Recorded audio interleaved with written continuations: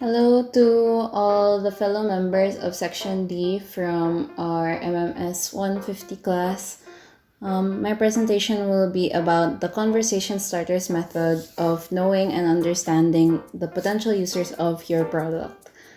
This method was taken from the Field Guide to Human-Centered Design by IDEO.org. Let's start with the basics of the conversation starters method. Just like its name, the main goal of this method is to instigate conversation and encourage creative, meaningful insight on the part of your potential users. The key to efficiently using this method lies in being able to listen for which specific topics in a group of related topics will work best as a platform for getting to the root of the user's unique problems. The basic steps to making use of the conversation starters method are as follows. Determine and then present your topics, openly listen to your users' reactions, and direct the flow of your conversation accordingly. Make sure your interviewees know that you aim to gauge their reaction and work through their needs as the conversation builds. Something important to note about using the conversation starters method is that not all of the topics you prepare may necessarily strike a chord with the users you will be interviewing.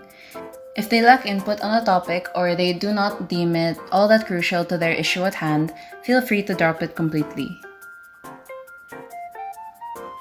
Here's an example of the conversation starters method being used in action as provided by IDEO.org. Their team interviewed low-income individuals from Uganda in an attempt to design a mechanism that would assist them in building a formal savings plan. Their initial conversation topics revolved around banks, and through effective conversation, they were able to reach the conclusion that low-income households rely greatly on informal saving tools, and rather than a replacement system, a new system that would complement their old system would work better in their favor.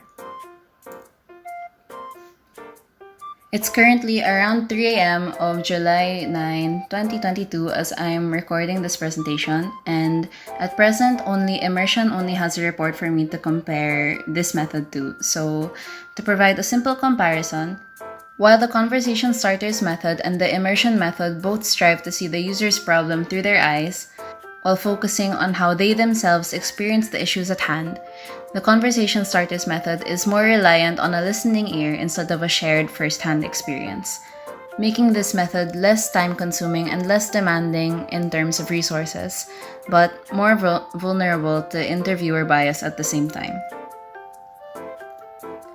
So, what are some other applications of this method? After reading through this chapter, I found that this method can be incorporated into and compared to speed dating or some common icebreaker games. Here are some casual conversation starter games that you can use as a data gatherer. The first is Would You Rather, which is a classic icebreaker game that would be perfect for your users to immerse themselves in imaginary situations and perfect for you as a gatherer to gauge their personal preferences. The other relatively more modern conversation starting game is He's a 10 But, which was popularized on TikTok, or the more local Perfect na Sana Pero, which originally poses the question, would you date someone who was essentially your ideal type in every way else, but had this one very significant flaw?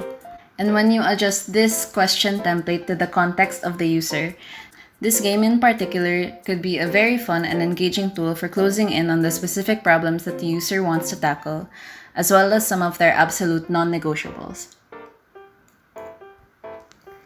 So that was the gist of the conversation starters method.